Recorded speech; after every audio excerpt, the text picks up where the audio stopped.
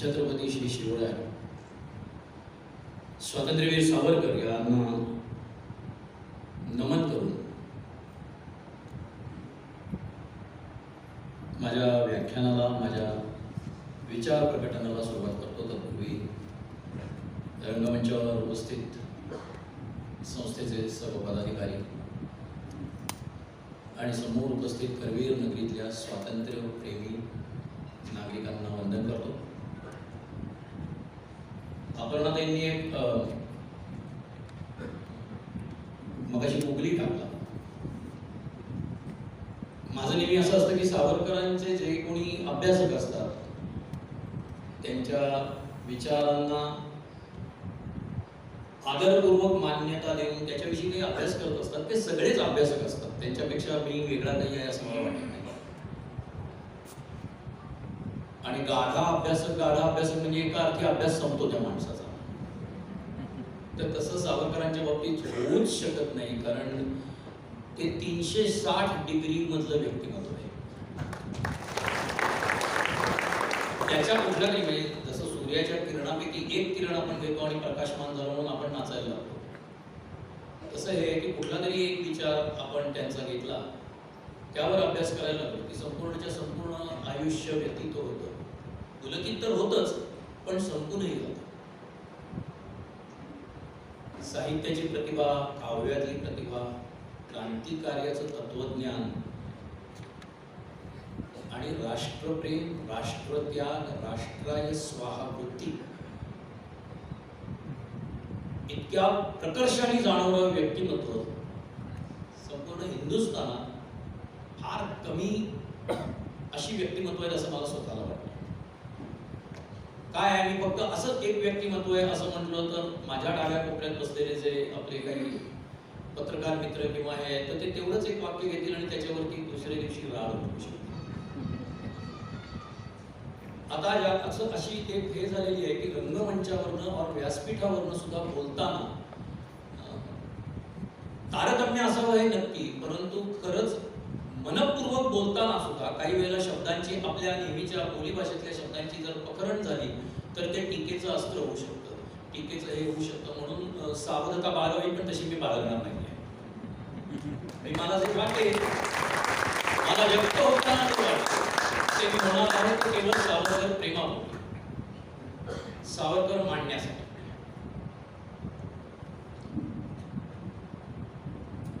ज्ञानेश्वरी नंतर आणि तुकाराम महाराजांनंतर इतका प्रतिभावान साहित्यिक, इतका प्रतिभावान कवी हा मराठी सारस्वताला लाभला नाही असं माझं ठाम मत आहे. पसायदानानंतर इतकं सुंदर काव्य, मातृभूमीच्या संदर्भातलं रचलेलं एकमेव काव्य म्हणजे जयोस्तुते असं आहे असं मला वाटतं.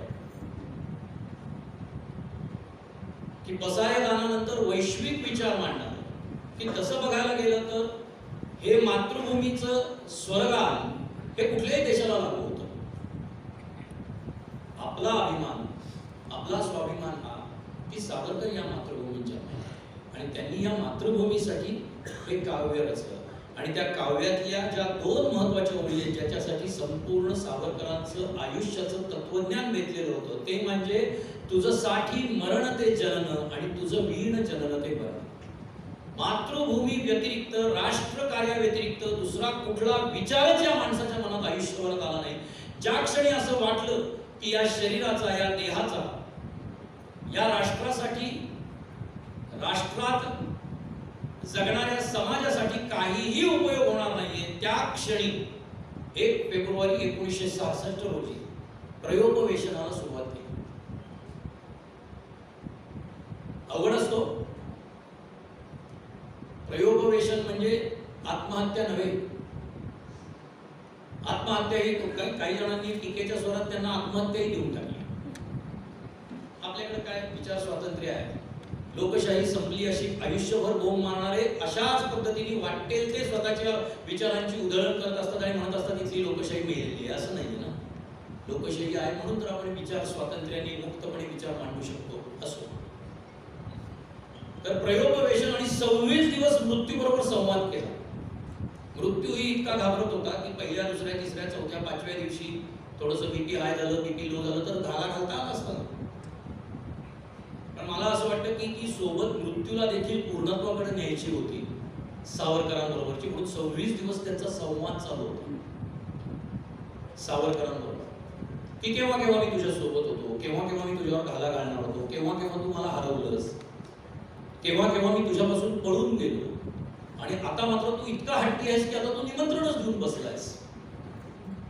अशा पद्धतीचा हा संवाद असेल, ही आपली माझी कल्पना. आज आपला विषय आहे सावरकर काल, आज आणि उद्या. माझा स्वतःचा जन्म 1966 सालचा, त्यामुळे मी तशा ह्याने विचार करतो की ज्या वर्षी माझ्या जन्माच्या आधी 4 महिने सावरकरांनी आपला देह ठेवला होता, त्यामुळे त्याच्याही आधीचे जे असतील ते सावरकर का. आता आपण जे अनुभवतो आहोत ते सावरकर आज, आणि सावरकरांनी जे पेरून ठेवलं आहे, जे उगवतं आहे ते सावरकर उद्या. असा विचार मी ही मांडणी करताना केला.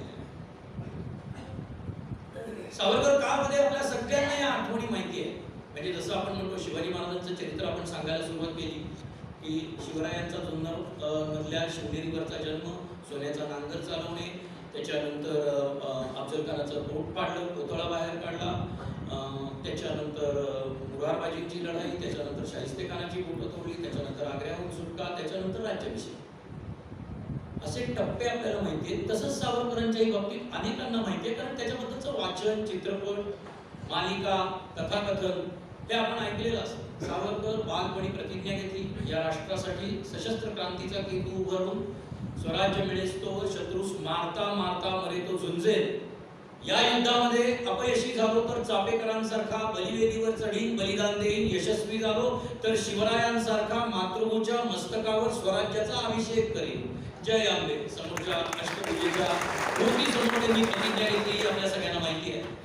त्याच्यानंतर पुण्यामध्ये झालेली विदेशी कपड्यांची होळी, त्याच्यानंतर परदेश गमन, त्याच्यानंतर मदनलाल धिंगरांसारख्या क्रांतिकारकांबरोबर अभिनव भारताची उभारणी, कर्जन वायलीचा वध, त्याच्यानंतर झालेली अटक, 13 मार्च 1910 रोजी झालेली अटक, त्याच्यानंतर 1 जुलै 1910 ला मोरिया बोटीवरती चढवलं, तिथून मार्सेलिस पर्यंत आले, 9 जुलैला मार्सेलिस मध्ये ऐतिहासिक उडी मारली, तिथे पकडले गेले, त्याच्यानंतर 2 जन्मठेपांची 50 वर्षांची सश्रम कारावासाची शिक्षा झाली, त्याच्यानंतर सेल्युलर जेल मधून 10 वर्षांनी ते आणि 11 वर्षांनी बाबाराव दोघांची मुक्तता झाली, त्याच्यानंतर पुढची 15 वर्ष रत्नागिरीमध्ये थोर, ज्याची तुलनाही करता येणार नाही अशा पद्धतीचं सामाजिक कार्य केलं, साहित्य सेवा केली, त्याच्यानंतर हिंदू महासभेचं मोठं काम राजकीय दृष्ट्या केलं, त्याच्यानंतर गांधी हत्येसारखं एक बालंट त्यांच्यावर आलं, आणि त्याच्यानंतर प्रयोगोपेशन. हे सर्वसाधारण जे सगळ्यांना माहिती आहे ते. हे झालं का सावरकर चरित्र? मला वाटतं नाही. या गोष्टींच्या मागेही काही गोष्टी आहेत ज्या सावरकरांचा काल, त्यांचा जो त्याग आहे, त्याच्या मागची जी त्यांची भूमिका आहे, ही आजसाठी कारणीभूत आहे, लक्षात ठेवा. सावरकरांनी त्यावेळेला मांडलेले विचार, सावरकरांनी त्यावेळेला केलेला राष्ट्रत्याग, त्यावेळेला सावरकरांचं जे प्रखर व्यक्तिमत्व उजळून निघालेलं होतं, ते सगळं आजच्यासाठी कारणीभूत आहे, हे लक्षात घ्या. म्हणजे आज जे सावरकरांच्या बाबतीत घडतं आहे ते त्यांच्या काळामुळे घडतं आहे, आणि उद्या जे सावरकरांच्या बाबतीत घडणार आहे ते तुमच्या आमच्यामुळे घडणार आहे. कारण आज आपण माफीवीरच्या बरोबरीनेच स्वातंत्र्यवीरचा जयघोष करत त्यांना उत्तर देतो आहोत, हे लक्षात ठेवा. माफीवीर वयाच्या 13व्या 14व्या वर्षी प्रतिज्ञा घेतली. अशी प्रतिज्ञा या वयामध्ये अनेक वेळेला भावनेच्या आधारे जाऊन अनेक तरुण घेत असतात, टीनेजर्स घेत असतात, वेगवेगळ्या पद्धतीने पातळीवरती घेत असतात. पण त्या प्रतिज्ञेला आयुष्यभर जागायचं. सशस्त्र क्रांतीचा केतू उभारायचा म्हणजे काय केलेलं होतं त्यांनी? तर शस्त्रास्त्र तर जमवली होतीच. युरोपमध्ये ज्या वेळेला 1905 साली ते गेलेले होते, इंग्लंडला जे गेलेले होते, त्यावेळेला सहज म्हणून गेलेले नव्हते. 1902 सालापासून त्यांची इच्छा होती, म्हणण्यापेक्षा ॲम्बिशन होती की आपण परदेशात जायचं शत्रूच्या नाकाखाली, शत्रूच्या हृदयस्थ स्थानी म्हणजे लंडनला क्रांतिकार्य करायचं, युरोपमध्ये क्रांतिकार्याचं नेटवर्किंग करायचं, जे पुढे उपयोगी पडणार आहे आणि ते पडलंच, त्याच्यावर येणार. अशा पद्धतीचं काम करून लोकमान्य टिळकांशी वेळोवेळी सल्ला मसलत करून मग ते लंडनला बॅरिस्टरीच्या शिक्षणासाठी गेले होते, हे लक्षात ठेवायचं. असे गंमत म्हणून चला फॉरेनला जायचा चान्स आला जाऊन येऊयात अशा आहे ते गेलेले नव्हते. बाकीचे परदेशस्थ जाणारे त्यावेळेचे विद्यार्थी हे त्यासाठी जायचे. सावरकर हे त्यासाठी गेले नव्हते. त्यामुळे पर्शिया बोटीवरनं ज्यावेळेला प्रवास सुरू झाला तेव्हापासूनच त्यांचं काम सुरू झालेलं होतं. लंडनला निघताना साधारण जवळजवळ तो महिना सव्वा महिन्याचा प्रवास असायचा मुंबईपासून ते लंडन पर्यंतचा. त्या कालखंडामध्ये बोटीवरती सुद्धा त्यांनी अभिनव भारताच्या संघटनेची, जी संघटना त्यांनी 1902 साली सुरू केलेली होती, ही कुणाच्या धर्तीवर केलेली होती तर यंग इंडिया नावाचं जे मॅझिनीची संघटना होती, इटलीच्या स्वातंत्र्याच्या वेळेला त्यांनी केलेली. या यंग इंडियाच्या हुकूम त्यांनी अभिनव भारताची रचना केलेली होती. त्या पद्धतीने त्यांनी संघटन केलेलं होतं. त्याच्या अगोदर मित्रमेळा नावाची संस्था त्यांनी स्थापन केलेली होती नाशिकमध्ये, आणि त्याच्याही अगोदर 1 वर्ष राष्ट्रभक्त समूह नावाचा जहाल क्रांतिकारी विचाराच्या तरुणांचा एक समूह त्यांनी तयार केलेला होता. त्याच्यामधल्या क्रांतिकारी मित्रांना ते एकमेकांनी रामचंद्र, विनायक, गणेश अशा पद्धतीने हाका मारायचे नाही, तर ते रामहरी असं एकमेकांना म्हणायचे. ते गुप्त सांकेतिक नाव केलेलं होतं. आणि विविध शस्त्रास्त्र जमवणं, कारण त्याच्यात पहिल्यांदा शस्त्रास्त्र जमवणं हेच काम असायचं. ती शस्त्रास्त्र चालवायला शिकणं, ती शस्त्रास्त्र डिस्ट्रीब्यूट करणं, वेगवेगळ्या ठिकाणी संघटन करणं, संघटनेचं जाळं निर्माण करणं, अशा पद्धतीचं सावरकरांचं काम हे जवळजवळ 1899 पासून सुरू होतं. 1900 साली त्यांनी मित्रमेळ्याची स्थापना केली. कारण राष्ट्रभक्त समूह हे थेट पोलिसांसमोर अशा पद्धतीने किंवा जनतेसमोर अशा पद्धतीने जहाल विचार घेऊन जाणार नाही. त्यासाठी एक कलाकारांचा मेळा म्हणून मित्रमेळ्याची स्थापना झाली, ज्याच्यात आबा दरेकर नावाचा त्यांचा एक मित्र होता, कवी गोविंद या नावाने ते लिहायचे. त्यांच्याही काव्यपंक्तीमधलं एक महत्वाचं काव्य आहे, रणाविण स्वातंत्र्य कोणा मिळाले, जे संपूर्ण त्यांच्या क्रांतिकार्याचं तत्वज्ञान होतं. सल्ला मसलत करून विविध वेळेला लोकांचे सरकारी कार्यालयांचे कुंबरे झिजवून, व्हॉइसरॉयला अर्ज विनंत्या करून, गव्हर्नरला अर्ज विनंत्या करून स्वराज्य मिळणार नाही आहे ही इथल्या क्रांतिकारकांची ठाम समजूत नव्हे, यावर त्यांचा विश्वास होता. जे पुढे सुभाषचंद्र बाबूंच्या बाबतीत झाले होते की भीक म्हणून स्वातंत्र्य मिळणार नाहीये, माझ्या देशाचं स्वातंत्र्य मला काहीतरी अर्पण करून मिळवावं लागणार आहे. पण आपल्या पुढे इतिहासच असा सांगितला गेला की हे स्वातंत्र्य आपल्याला बिना शस्त्र बिना ढाल मिळालेलं आहे. असं बिना शस्त्र बिना ढाल कुणालाच कधीच स्वातंत्र्य मिळत नाही. ही काही जादू नव्हे. जोपर्यंत राष्ट्रभावना निर्माण होत नाही तुमच्या मनामध्ये, तो वणवा पेटत नाही, तोपर्यंत माणसं स्वातंत्र्यासाठी इच्छुकच होणार नाही. आणि ते काम बिना शस्त्र बिना ढाल किंवा रक्त अर्पण करून बलिदान केल्याशिवाय होणारच नव्हतं. मग 1857च्या क्रांतिकारकांना काय म्हणणार? ते काय गुलाबाची फुलं घेऊन गेले होते ठिकठिकाणी कानपूर किंवा इथल्या छावण्यांमध्ये? का अहिंसक मोर्चा काढला होता त्यांनी? त्याच्याही अगोदर मग प्रतापसिंह भोसल्यांचे आणि रंगो बापूजी गुप्त्यांचं काय म्हणणार तुम्ही? उमाजी नाईकांना काय म्हणणार तुम्ही? वासुदेव बळवंत फडक्यांना काय म्हणणार तुम्ही? चापेकर बंधूंना काय म्हणणार तुम्ही? आता जसं जसं इतिहासाचा आम्ही अभ्यास करतोय आणि जाणून घेतोय, तर आपल्याला इतके दिवस असं माहिती होतं किंवा असं आपण म्हटलं जायचं की ही पहिलं असं एकत्रित 3 जणांनी बलिदान देणारी घटना आहे किंवा अशा पद्धतीने एकाच घरातनं 3 भावंड राष्ट्रकार्यासाठी बाहेर पडतात. तर तसं झालेलं नाही. चापेकरांच्याही आधी पुण्यामध्ये डावरे नावाचे 3 बंधू होते की ज्यांनी अंदमानमध्ये सश्रम कारावासाची जन्मठेपेची शिक्षा भोगली आणि त्यानंतर ते भारतात हिंदुस्थानात परत आले होते राष्ट्रकार्यासाठी. माहीतच नाही. मग आता हे सगळं बिना शस्त्र बिना ढाल झालं का? तेव्हापासून हा यज्ञ चालू होता आणि त्यानंतर सावरकरांची समिधा त्याच्यामध्ये पडायला सुरुवात झालेली होती, विचारांची, श्रमांची, रक्ताची. तर ते नेटवर्किंग त्यांचं 1900 पासून सुरू झालेलं होतं मित्रमेळ्याच्या निमित्तानं. मग त्यानंतर पुण्यामध्ये फर्गसन महाविद्यालयामध्ये ते शिकायला आले. मगाशी ज्या वेळेला शिवरायांची आरती आपण सगळेजण गात होतो, तर त्या शिवरायांच्या आरतीची ही आठवण आहे की फर्गसन महाविद्यालयामध्ये सावरकरांनी एक नाटक वगैरे करणाऱ्यांचा ग्रुप तयार केलेला होता, ज्याला सावरकर क्लब असं म्हणायचं. सावरकर नाटकामधून एक उत्तम काम करायचं बरं. ऑथेल्लो नावाचं जे शेक्सपियरचं नाटक आहे त्याच्यामध्ये त्यांनी भूमिकाही केली होती, आणि आता जे अँफी थिएटर आहे ते त्यावेळेलाही तिथेच होतं फर्गसनमध्ये. त्या अँफी थिएटरमध्ये त्याचं सादरीकरण झालेलं होतं. तर असा हा सावरकर क्लब होता. तर सावरकर क्लब ज्या वेळेला वसतिगृहामध्ये मेसमध्ये जेवायला वगैरे जायचे त्यावेळेला तिथे दर गुरुवारी आणि शनिवारी त्या त्या देवाची, म्हणजे माझ्या मते मारुतीरायांची आणि गुरुवारी दत्तात्रयांची असावी, आरती म्हणण्याची एक प्रथा त्या वसतिगृहामध्ये होती. सावरकर निरीश्वरवादी होते, नास्तिक नव्हते, निरीश्वरवादी होते. ते मूर्तीला मानायचे नाही, ते नशीब नावाच्या गोष्टीला मानायचे नाही, पण ते नियतीला मानायचे. तर सावरकरांनी एक प्रस्ताव असा ठेवला की आपण जे आपल्याला माहीतच नाहीये, तस्बिरीमध्ये दिसतात ते नक्की तसेच आहेत की नाही माहीत नाही, अशा कुठल्या तरी एका दैवताची आरती म्हणण्याच्या ऐवजी आपल्या समोर जे आदर्शभूत आहेत अशांची आपण आरती म्हणली पाहिजे, अशा व्यक्तिमत्वांची आरती म्हटली पाहिजे. तर बाकीच्यांच्या लक्षात येईना काय म्हणायचंय विनायकाला. ते म्हणले, विनायका तूच सांग काय करावं. तर ते म्हणले, अरे शिवाजी महाराजांची आरती म्हटली पाहिजे, तानाजी मालुसरेंची आरती म्हणा, की ज्यांचा पराक्रम आपल्याला माहिती आहे, काही शतक अगोदर या भूमीतच इथे झालेला आहे, या पुण्यामध्येच झालेला आहे, पुण्याच्या आसपासच झालेला आहे, महाराष्ट्रातच झालेला आहे.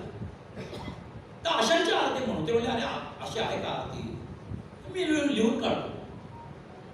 एक टाकी एका रात्री बसले. हे जे काव्य आज गायलं गेलं आणि अतिशय सुंदर चाल पंडितजींनी त्याला दिलेली होती, आणि नंतर ते सगळ्यांपर्यंत पोचलं लता दिदींच्या आणि त्या भगिनींच्या माध्यमातून.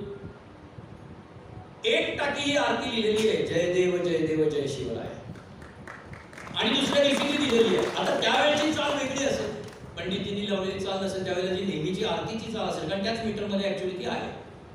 सो त्या चालीमध्ये ती म्हटली गेली असेल. पण मला हेच सांगायचं आहे की आजच्या सावरकरांचा ज्यावेळेला आपण विचार करतो, माफीवीर म्हणून एक शब्दाचा तुकडा टाकला आणि त्यांच्या संपूर्ण कार्याची हेटाळणी करायला सुरुवात केली, पदोपदी ठरवून व्यापक कट असल्यासारखी. तीच माणसं, त्यातलीच काही माणसं, त्याच राजकीय परिवारामधली काही माणसं चौकात शिवजयंती ज्या वेळेला साजरी करतात त्यावेळेला जी मोठ्या व्हॉल्यूमनी स्पीकरवरती लावलेली जी गाणी असतात, त्यातली जी दोन महत्वाची गाणी आहेत, ही शिवरायांची आरती आणि हे हिंदू नृसिंहा प्रभो शिवाजी राजा, ही सावरकरांनी निर्मिलेली काव्य आहेत. हे त्यांना माहित नसतं. अज्ञान सगळ्यात चांगलं असतं, कारण आपल्याला काही माहितच नाही असं म्हणताय.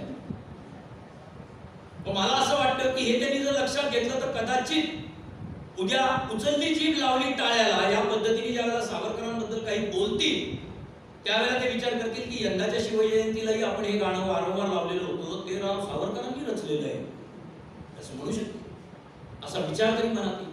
तर ही आरती सावरकरांनी फर्गसनमध्ये एक टाकी लिहिली, आणि त्यानंतर फर्गसनच्या मेसमध्ये शिवरायांच्या जयघोषा सकट ही आरती वारंवार दर आठवड्याला 2 वारी म्हटली जाऊ लागली. ही सावरकरांची काल मिळालेली देण्याची आजपर्यंत आपण चालवत आलोय आणि उद्याही चालतो. मला नेहमी सावरकरांच्या व्यक्तिमत्वाबद्दल एक कसे आहे सावरकर, आणि सावरकरांना इतकं का भोगावं लागतं. म्हणजे आपल्याकडे ज्या वेळेला अशा संस्था वेगळ्या सावरकर साहित्य आणि विज्ञान सारख्या सावरकर प्रेमी मंडळ, म्हणजे महाराष्ट्रभरातच जवळजवळ 800 ते 900 वेगवेगळ्या शहरांमध्ये सावरकरांच्या अशा छोट्या छोट्या संस्था कार्यरत आहेत, हे लक्षात ठेवा. म्हणजे ते इतक्या काय म्हणतो आपण चिल्लर मध्ये काढलं जाणार आणि इतकं माफीवीर अशा पद्धतीने म्हणणारं व्यक्तिमत्व नाहीये. हे आपण करत असलेल्या कार्यातूनच सिद्ध होतं. आपल्या सगळ्यांच्या कार्यात आपल्याला त्यांना वेगळं उत्तर द्यावं लागत नाही. आपण आपल्या संस्थांच्या मार्फत जे काम करतो तेच उत्तर आहे. तर जेव्हा मी विचार करतो की का बरं असं हवं, का सावरकर समजत नसावे, किंवा काय प्रॉब्लेम काय असावा याचा, तर मला असं वाटतं की सावरकर ना वडासारखे, वडाचं बी रुजायला सुरुवात होते पासून वृक्ष व्हायला जवळजवळ 75 वर्ष लागतात. मग त्याला पारंब्या आणि इतर काही गोष्टी यायला लागतात. मला वाटतं की आता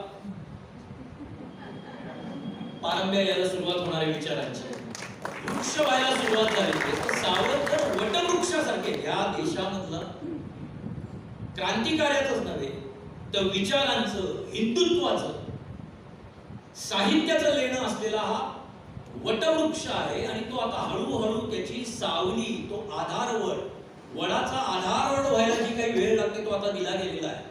त्या वडाला जे काही सोसावं लागते ते त्याच्या पश्चात सुद्धा भरपूर सोसावं लागलेलं आहे, लागत आहे. पण आता तो आधारवड बनायला लागलेला आहे. सावरकर हे आधारवडासारखे आहे. सध्या मी सावरकरांवरच्या 75 एपिसोड्सच्या मालिकेचं एक काम चालू आहे माझं, सावरकरांवर या अमृत महोत्सव. तर मी नावासाठी आम्ही खूप चर्चा केली. अर्घ्य, संहिता, यज्ञ, राष्ट्राय स्वाहा, राष्ट्र वगैरे वेगवेगळे 50 एक नावांवर विचार चालू होता. पण या सगळ्याचा इज इक्वल टू सावरकर, त्याग इज इक्वल टू सावरकर, राष्ट्रभक्ती तुझे नाव सावरकर सावरकर, त्यागमूर्ती तुझे नाव सावरकर सावरकर, मातृभाषा तुझे नाव सावरकर सावरकर. कारण त्यांनी दिलेली देण इथनच बालींच्या स्टुडिओपासूनच ते काम सुरू झालेलं होतं. तर त्यामुळे मग असं ठरलं की या मालिकेला नाव सावरकर असंच द्यायचं, कारण त्याला दुसरी उपमा नाही.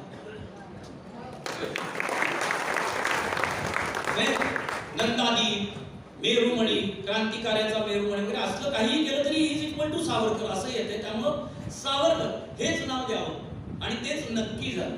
तेच तुमच्या आमच्या जवळचं आहे असं मला वाटतं. तर त्या मालिकेच्या निमित्ताने हा जो विचार सुरू झाला की मग काल मधलं मी काय काय घ्यायचं आणि त्याचा आजशी काय संदर्भ लावायचा. तर त्यांच्या क्रांतिकार्याचा हा मोठा स्पॅन जो आहे, जो 1900 पासून सुरू झाला, तो जवळजवळ 1935 पर्यंत चालू होता. रत्नागिरीच्या स्थानबद्धतेतून मुक्त होईस्तोवर हा क्रांतिकार्याचा फार मोठा थ्रेड त्यांचा चालू होता. आणि क्रांतिकार्य कसं होतं तर नेटवर्किंग, संघटन कौशल्य. सुभाषबाबूंनी एके ठिकाणी लिहून ठेवलं आहे की ज्या वेळेला ते जर्मनीमध्ये बर्लिनला गेले, इटलीच्या मार्गे, आणि ज्या वेळेला त्यांनी आझाद हिंद सरकार स्थापन केलं आणि त्या फौजेच्या दृष्टीने काम सुरू केलं. आझाद हिंद फौज ही मुळात रासबिहारी बोसांनी सुरू केलेली होती आणि जी आग्नेय आशियामध्ये सुरू केली होती आणि ज्याचा विचार, ज्याचं तत्व, ज्याची प्रेरणा सावरकर होते. 1911 साली ज्यावेळेला रासबिहारी बोसांनी वॉरन हेस्टिंग्जवर बॉम्ब टाकला आणि तिथनं ते निघाले, त्यानंतर ते जपानला गेले. आता या रासबिहारी बोसांची गंमत माहिती का की ते कधीच सापडले नाही. त्यांनी एके ठिकाणी लिहून ठेवलं की मी का सापडलो नाही, पोलिसांना मी कधीच का नाही, एवढा उपद्व्याप करून ठेवलेला होता. गव्हर्नरवरती बॉम्ब टाकला, तोही 1911 साली. कुठल्या दिवशी, ज्या दिवशी कलकत्त्यावरून राजधानी दिल्लीमध्ये आली होती त्यावेळेला हत्तीच्या अंबारीमधनं मिरवणूक चालू होती आणि त्या हत्तीवरती बॉम्ब टाकला. केवढा अपशकुन केलं होतं ते. पण तरीही मी पोलिसांना का सापडलो नाही, तर मी पोलीस शोध घेत असताना, म्हणजे पोलीस माझा शोध घेत असताना ते शोध कसा घेतात हे बघण्यासाठी मी पोलिसांच्या मागे असायचो. केवढं हे आहे याचा विचार करतो. कसे सापडते आता ते या ठिकाणी चालले, हे बघणारा त्यांच्या मागच होता ना, ज्याचा शोध ते घेत आहेत. तर अशा पद्धतीने छपून, म्हणजे तसंच 1857 ला ज्या पद्धतीने सैनिकांचा उठाव केला त्या पद्धतीने 1911 नंतर 1913च्या आसपास विष्णू गणेश पिंगळे, महाराष्ट्रीयन, फार कमी जणांना माहिती त्यांनी केलेलं काम. कारण 47 सालानंतर हिंदी चित्रपटात मी हेच गाणं ऐकलं, देदी हमें आजादी बिना शस्त्र बिना ढाल, जानंगनी ने नंटने कर दिया कमाल. त्यामुळे आपण विष्णू गणेश पिंगळ्यांना विसरलो. आपण अशा अनेक शेकडो क्रांतिकारकांना विसरलो ज्यांनी या देशाच्या स्वातंत्र्यासाठी बलिदान दिले. हे विष्णू गणेश पिंगळे आणि रासबिहारी बसू या दोघांनी 1913च्या सुमारास उत्तर प्रदेश, म्हणजे आताचा उत्तर बेल्ट, लाहोर पासून ते अलाहाबाद पर्यंतच्या लष्करी छावण्यांमध्ये उठाव करण्याचा फार मोठा कट शिजवला होता. नव्हे, त्याचं काम सुरू केलेलं होतं. एका विशिष्ट दिवशी हे घडणार हे होतं. पण जसं या मातृभूमीने सावरकरांपासून ते विष्णू गणेश पिंगळ्यांपर्यंत, भगतसिंगांपासून ते राजगुरूंपर्यंत जे एक जाज्वल्यपूर्ण असे क्रांतिकारक निर्माण केले, त्याचप्रमाणे तिने द्रविड बंधूंसारखे फितुरही जन्माला घातले. तर अशाच एका फितुरांनी डाव साधला आणि तो कट उधळला आणि विष्णू गणेश पिंगळे आणि बाकीच्या 13 जणांना फाशी झाली. रासबिहारी बसू त्यातनं निसटले आणि मग ते जपानला आले. जपानला आल्यानंतर 1914 साली ज्यावेळेला पहिलं महायुद्ध सुरू झालं त्यावेळेला सावरकर सेल्युलर जेलमध्ये होते. परंतु सावरकरांपासून प्रेरणा घेतलेल्या लाला हरदयाळांनी अमेरिकेमध्ये जी गदर नावाची पार्टी सुरू केलेली होती त्या गदरचा गजर सगळीकडे ऐकू यायला सुरुवात झाली. म्हणजे राणा महेंद्रसिंह नावाच्या एका संस्थानिकाने जसं यांनी आझाद हिंद सरकार स्थापन केलं तसं 1914 मध्ये 1919 साली महायुद्ध संपायच्या वेळेला पहिलं महायुद्ध संपायच्या वेळेला एक फार मोठा पुन्हा व्यापक कट चांगल्या अर्थी कुमार केतकरांच्या अर्थी नाही एक फार मोठा व्यापक कट 1919 साली रचण्यात आलेला होता की बाहेरून इंग्रजांवरती हिंदुस्थानवरती आक्रमण करायचं आणि राष्ट्र स्वतंत्र करायचं. तर या राजा महेंद्र सिंहनी स्वतःच्या अधिक्षेपामध्ये स्वतःच्या नेतृत्वाखाली स्वतंत्र सरकार घोषित केलेलं होतं अफगाणिस्तानमध्ये आणि इराण वगैरे या मध्य आशियामधल्या सगळ्या लोकांच्या सगळ्या राजांच्या सरदारांच्या भेटीगाठी सुरू झालेल्या होत्या. त्याला बर्लिन मधून पूर्ण पाठिंबा दिला गेलेला होता. त्याच वेळेला पिल्लाई नावाच्या क्रांतिकारकांनी जर्मनीची एक एम्ब्रेक नावाची बोट ही अंदमानच्या समुद्रधुनीत आणून ठेवली होती. महिनाभर ती बोट तिथे होती सावरकरांना सोडवण्यासाठी.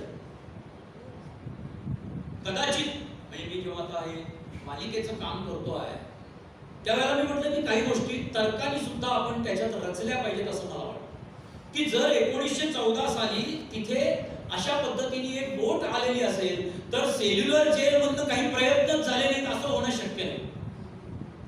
पण सावरकरांनी मृत्यूपूर्वी जेव्हा धनंजय कीरांनी त्यांचं चरित्र लिहिलं स्वातंत्र्यवीर सावरकर नावाचं ते चरित्र सावरकर हयात असतानाच लिहिलेलं असल्यामुळे अनेक गोष्टी या सावरकरांनी धनंजयरावांना सांगितलेल्या होत्या आणि त्यात तपासून मग ते चरित्र लिहिलं गेलेलं आहे. तर त्यावेळेला त्यांनी असं सांगितलं की जे जे यशस्वी क्रांतिकार्याचे प्रयत्न झाले त्याबद्दलच मी सांगणार, जे जे यशस्वी झाले नाहीत त्याबद्दल मी काही सांगणार नाही. आणि क्रांतिकार्यामधली सगळ्यात महत्वाची जी गोष्ट असते ती म्हणजे क्रांतिकार्यातली गुप्तता. ती तंतोतंत जर कुठल्या क्रांतिकारकाने पाळलेली असेल तर ते स्वातंत्र्यवीर सावरकर. त्यामुळे आपल्याला सावरकरांच्या क्रांतिकार्याबद्दल राजकीय प्रवासाबद्दल जे माहिती आहे ना ते हिमनगाच्या टोका एवढं माहिती असं मला वाटतं. जेवढं मी सध्या वाचत चाललोय त्याच्यानुसार सांगतो. 1 आपल्याला फक्त माहिती आहे, 9 आपल्याला माहितीच नाही. तर त्याच्यात मी जेव्हा विचार केला की सेल्युलर जेल मधून सुद्धा असं काहीतरी घडलं असणार ना, कारण तोपर्यंत सावरकरांनी सेल्युलर जेलमध्ये 2 संप यशस्वी केले होते. लक्षात ठेवा कसे होते सेल्युलर जेल. माझ्या मते यातल्या मॅक्झिमम लोकांनी त्या तीर्थस्थानाला भेट दिलेली असणार. ते तीर्थस्थान आहे. मला तर असं वाटतं की सावरकरांचं संपूर्ण वटवृक्ष आणि आपणही एक एक पारंबी होण्यासाठी आपण दरवर्षी 28 मे किंवा 26 फेब्रुवारीला पांडुरंगाच्या वारीला जातो तसे सावरकरांच्या वारीला गेलं पाहिजे असं मला वाटतं. कुठेतरी एखाद्या ठिकाणी मग भगुरला जा, अतिशय सुंदर वाडा तो राज्य शासनाने तो खूप छान पद्धतीने आता ठेवलेला आहे. भगूरचं त्यांचं जन्मस्थान नाशिक जवळ आहे. किंवा रत्नागिरीचा तुरुंग तिथेही आता त्यांनी स्मारक केलेलं आहे, तिथेही आपण पोहोचू शकतो. आणि दर 3 वर्षानंतर, कारण एक वर्षाचं समजा असं हे केलं तर दर 3 वर्षानंतर सेल्युलर जेलला जावंच. माझी स्वतःची प्रेरणा जे काही मी सावरकरांवरती लिखाण आणि प्रत्यक्ष व्याख्यान किंवा प्रयोग सुरू केले त्याचं कारण किंवा त्याची प्रेरणा सेल्युलर जेलची ती खोली आहे. मी ज्या वेळेला हे सुरू झालं मैं सवारकर जैसे माफी देत नहीं हूं असं ज्या वेळेला ते सांगितलं गेलं त्यावेळेला माझ्या मनामध्ये एक भावना आली जी मी अनुभवली आहे. म्हणून ती कधी मित्र झाला किंवा कधी लोकांचं ऐकावं अशा मनस्थितीत ते गृहस्थ आले तर त्यांना मला हे सांगायचं आहे की त्या दुसऱ्या मजल्यावरच्या त्या कोठड्यांपैकी ज्या आता स्वच्छ केलेल्या आहेत, ज्या त्यावेळेला नव्हत्या, ज्या आता छान तीर्थस्थान केल्यासारखं पर्यटन स्थळ केल्यासारखं केलेले आहे, त्या कोठडीमध्ये अर्धा तास बसून टाका. संध्याकाळच्या वेळेला बसायचं. ज्या वेळेला ते जेल बंद करतात ते आणि सगळ्या पर्यटकांना बाहेर काढतात आणि लाईट अँड साऊंड शो साठी सगळं आधी रिकामं करतात आणि मग पुन्हा प्रेक्षकांना आत सोडतात. तो जो कालखंड आहे त्या कालखंडात कोणीही सावरकरांवर टीका करणाऱ्यांनी आणि सावरकरांना मानणाऱ्यांनी सुद्धा यांनी काय काय भोगलं आहे याची एक पुसटशी कल्पना यावी यासाठी त्या कोठड्यांमध्ये अर्धा तास बसावं. मी फक्त 6 मिनिटं बसू शकलेलो, घड्याळच लावलं होतं म्हणून सांग. कारण म्हणजे त्या भावना बिवना नाही. संध्याकाळच्या वेळेला तिन्ही संध्याला तुम्हालाही माहिती आहे, तुमच्या आमच्या घरामध्ये जाळीदार आपण खिडक्या लावलेल्या असल्या तरी डास घरात घुसतात. ज्यांच्या घरामध्ये डासांचा प्रादुर्भाव आहे त्या तिथे अक्षरशः आपल्या इथले 3-3 डास एकत्र झाले तर केवढा मोठा डास होईल. असे डास लांबून सुद्धा ज्याची रुंजी कानात ऐकू यावी असे तुमच्या भोवती चक्रीवादळासारखे फिरायला लागतात. सावतात ते वेगळंच. आणि तुम्ही खरोखरी 8-9 मिनिटाच्या वर तिथे बसूच शकत नाही. 1910 आठवं तिथे तेव्हा जळवा, पिसवा, उवा, ढेकणं, डास अशा सारखे अनेक कीटक अक्षरशः शरीर फोडून खायचे. जखमांना हे सावरकरांनी निवडले. जखमांना चुना लावावा लागायचा. कारण काय असल्या किरकोळ गोष्टींसाठी कुठले आल्यात मेडिकल फॅसिलिटीज. आणि सावरकर तर राजकीय बंदी नव्हते. सावरकर हे गुन्हेगार होते, राजद्रोही होते. हत्येच्या खटल्यासाठी त्यांना शिक्षा झालेली होती. त्यामुळे त्यांना तर आणि सावरकरांनी तर तिथे मरावंच अशासाठी 50 वर्षासाठी पाठवून दिलेलं. आपण 5 मिनिटं बसू शकत नाही तिथे. अशा ठिकाणी ते 10 वर्ष राहिलेले होते. त्यातल्या पहिल्या 4 वर्षात तर त्यांना प्रचंड हाल सोसावे लागलेले होते. कालचे सावरकर ज्या वेळेला आपण अनुभवतो त्यावेळेला या गोष्टी की इंग्रजांनी इतक्या सहजरित्या त्यांना फाशी येऊ शकली असती. पण त्यांच्यात डिबेट झाला होता. जज आणि जे कोणी हायर अथॉरिटीज असतील त्याच्यात डिबेट झाला होता की यांना जर फाशी दिलं तर एका झटक्यात हे हुतात्मा होतील आणि हजारो क्रांतिकारक शेकडो अधिकाऱ्यांना मारून टाकतील. कारण यांनी पाठवलेल्या पिस्तुलांमधून जर तिकडे कर्जन वायली आणि इकडे जॅक्सन मरत असेल तर यांची पिस्तुलं कुठं गेली. कारण जवळजवळ 4 वर्ष पिस्तुलं पाठवली जात होती. 4 वर्ष वेगळी वेगळी बॉम्ब मॅन्युअल्स पाठवली जात होती. नंतरच्या स्वातंत्र्य लढ्यामध्ये सेनापती बापट म्हणून जे सर्वदूर परिचित झाले ते पांडुरंग सदाशिव बापट हे अभिनव भारताचे सदस्य होते लंडनमध्ये. आणि सावरकरांचा प्रचंड प्रभाव त्यांच्यावर होता. सावरकरांचं व्यक्तिमत्वच तसं. म्हणजे तरुण वेडेच व्हायचे. सावरकर ज्यावेळेला बोलायला लागायचे लहानपणापासूनच आहे. त्यांच्या वक्तृत्व स्पर्धांमधून त्यांचा सहभाग असेल, मित्रमेळ्यामधली त्यांची भाषणं असतील, अभिनव भारतातली त्यांची भाषणं असतील. म्हणजे असं म्हटलं जायचं की इराणच्या चरित्रात लिहिलेलं आहे की त्या कालखंडामध्ये 1902 ते 1905 महाराष्ट्रभरामध्ये जिथे जिथे शैक्षणिक संस्था अतिशय चांगल्या कार्यरत आहेत अशा महाविद्यालयीन तरुणांमध्ये सावरकर या नावाचा एक जबरदस्त पगडा झालेला होता. त्यांच्या गीतांचा पगडा झालेला होता, त्यांच्या विचारांचा पगडा झालेला होता. आणि म्हणूनच विदेशी कपड्यांची होळी ज्यावेळेला सावरकरांनी पुण्यामध्ये केली, यशस्वी केली, त्यानंतर आमच्या फर्गसनच्या रँगलर परांजपे या प्राचार्यांनी त्यांना 10 रुपयाचा दंड ठोठावला. म्हणजे बघा, ज्यासाठी शिक्षण संस्था टिळकांनी सुरू केली, आगरकरांनी सुरू केली की इथे राष्ट्रीय विचारांना चेतना मिळावी आणि त्यातून चेतलेले तरुण, त्यातून पेटलेले तरुण इथून निर्माण व्हावेत राष्ट्र कार्यासाठी. त्यासाठी डेक्कन एज्युकेशन सोसायटीची स्थापना झालेली होती. आणि त्यातल्या फर्गसन महाविद्यालयाच्या प्राचार्यांनी सावरकरांनी विदेशी कपड्यांची होळी केली, जे संपूर्ण हिंदुस्थान मधलं पहिलं विदेशी कपड्यांचं दहन होतं. डेअरिंगच नव्हतं तेव्हा. तो कालखंड असा होता की इंग्रजी सत्ता पूर्णपणे प्रस्थापित झालेली होती. जहाल मवाळांच्या मध्ये त्यांनी भांडणं लावून दिलेली होती. त्यांना त्याची काळजीच नव्हती. जे इंग्रजांना करतं, हिंदू मुसलमानांमध्ये बंगालची फाळणी त्यावेळेला केलेली होती, त्यामुळे त्यांच्यात भांडणं लागलेली होती. पण माझ्या मते कर्जन वायलीने केलेल्या बंगालच्या फाळणीच्या वेळेला हिंदू आणि मुसलमानांनी 1857 प्रमाणेच एकत्रित लढा दिलेला होता. आणि म्हणून त्यांना ती फाळणी टाळावी लागली होती. पण ते उद्योग त्यांचे होते. थोडक्यात इंग्रजी सत्ता पूर्णपणे एस्टॅब्लिश झाली होती 1857 पासून ते 1905 पर्यंत. आणि सावरकरांनी त्या कालखंडामध्ये अक्षरशः इंग्रजांना आग लागावी जिथे जिथे लागण्याची शक्यता होती तिथे तिथे हे विदेशी कपड्यांचं दहन करून दाखवलेलं होतं. फार मोठा इव्हेंट होता बरं तो. आपण आजकाल इव्हेंट या शब्दाला वेगळंच आपल्याकडे तुलना होते, पण फार मोठा राजकीय कार्यक्रम तो होता. विदेशी कपड्यांची होळी अत्यंत जहालवृत्त होतं. पण कुठलंही शस्त्र हातात न घेता दिलेलं उत्तर. आणि सावरकरांचं म्हणणंच असं होतं की अशा पद्धतीची 50 भाषणं करण्यापेक्षा आपण एका गावामध्ये मध्यवर्ती चौकामध्ये विदेशी कपड्यांची एक होळी करून दाखवावी. 50 सभांनी जो कार्यभाग साधला जाणार नाही तो अशा विदेशी कपड्यांच्या एका होळीने साधला जाईल. कारण प्रत्येक घरातून एक एक विदेशी वस्त्र तिथं आलेलं असेल जळायला. आणि त्यातून जी वाद पेटेल ती त्या गावभर पेटेल, त्या शहरभर पेटेल. माझ्या विचारांनी नुसतं श्रवण करण्यापेक्षा अशा पद्धतीने सहभाग जर झाला, तेवढा मोठा विचार होता त्याच्यामध्ये, अशा पद्धतीने सहभाग झाला तर हे खूप मोठं काम होईल. आणि साधा विचार करा की विदेशी कपडे अशा पद्धतीने की काही त्यावेळचे 25 रुपये 35 रुपये वगैरे असं देऊन केलेले विदेशी कपडे जाळण्यासाठी देणं हे केवढं मोठं काम. तर अशा पद्धतीने केल्यावर त्यांना 10 रुपयाचा दंड झाला. कारण वर्तमानपत्रातून आणि याच्यातून दुसऱ्या दिवशी खूप त्यावेळेला बातम्या आल्या. मोठाच कार्यक्रम झालेला होता. टिळक त्याच्यात सहभागी झाले होते, शिवरामपंत परांजपे त्याच्यामध्ये सहभागी झाले होते. हे दोघेही राष्ट्रीय नेते होते त्यावेळेचे. लाल बाल पाल नदीत बाल हे पुण्यामध्ये राहायचे. संपूर्ण देशावरती त्यांच्या विचारांचा प्रभाव होता. त्यांनी एक राजकीय वळण दिलेलं होतं काँग्रेसच्या, त्यावेळेच्या काँग्रेसच्या कार्याला एक राजकीय वळण दिलेलं होतं. काँग्रेस कशासाठी ॲलन ह्यूम यांनी स्थापन केली होती? ती थोडी स्वातंत्र्यासाठी केली होती. ती प्रेशर कुकरची शिट्टी होती. जनतेच्या मनातला असंतोष वर्षातून एकदा बाहेर काढण्यासाठी. कारण विचार आणि विचारांना दिशा ही समाजामधला एलिट क्लास देतो, विचारवंत देतात, आणि मग तो कार्यान्वयित सामान्य जनता करते. तर या विचारवंतांची एक संघटना बनवावी आणि वर्षातून एकदा त्यांना एका हॉलमध्ये जमवावं आणि त्यांनी वेगवेगळे विनंती अर्ज वगैरे द्यावेत.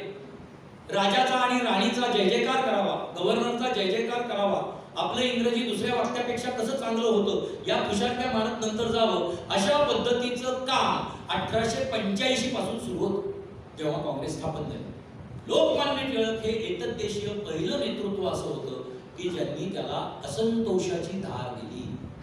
आणि म्हणूनच त्यांना भारतीय असंतोषाचा जनक म्हणतात की हे व्यासपीठ जर मला असेल तर मी याचा राजकीय उपयोग करून घेणार. हे असं नुसतं अर्ज विनंती वर्षातून एकदा देण्यासाठी असणार नाही. वर्षभर याचे कार्यक्रम राबवले जातील, वर्षभर या संदर्भात प्रचार आणि प्रसार केला जाईल आणि आम नागरिकांपर्यंत काँग्रेसचं कार्य मी पोहोचवणार त्यावेळेच्या. तर अशा पद्धतीने ज्याचं स्वरूप तयार केलेलं होतं अशा पुण्यामध्ये सावरकरांनी हा पराक्रम केलेला होता आणि त्यांना 10 रुपयाचा दंड झाला होता. विषय असा होता की चरित्रामध्ये जे लिहिलेलं आहे की 1902 ते 1905 या कालखंडामध्ये महाराष्ट्रामध्ये सावरकर नावाचं एक नवं नेतृत्व उदयाला येत होतं अभिनव भारताच्या माध्यमातून. तर त्या दंडासाठी सावरकर फंड निर्माण केला गेला. आपला सावरकरांनी याच्यासाठीचा मला दंड झाला तर फंड देता का अशा पद्धतीने सुरू नाही झालं. त्यांच्या विद्यार्थी मित्रांनी, महाविद्यालयीन अभिनव भारताच्या सदस्यांनी तो फंड सुरू केला आणि 10 रुपयापेक्षा जास्त रक्कम जमली, खूप जास्त. सावरकरांनी ते 10 रुपये अदा केले. त्या प्रत्येक गोष्टी आता पुढचं राजकीय नेतृत्व कसं असावं त्याचा पूर्ण हिशोब तयार केला. जो हिशोब अत्यंत पारदर्शी पद्धतीने त्यांच्यापेक्षा ज्येष्ठ कोणी ज्यांनी या फंडासाठी काम केलेलं होतं त्यांच्यापर्यंत तो पोहोचवला. आणि उर्वरित रक्कम साभार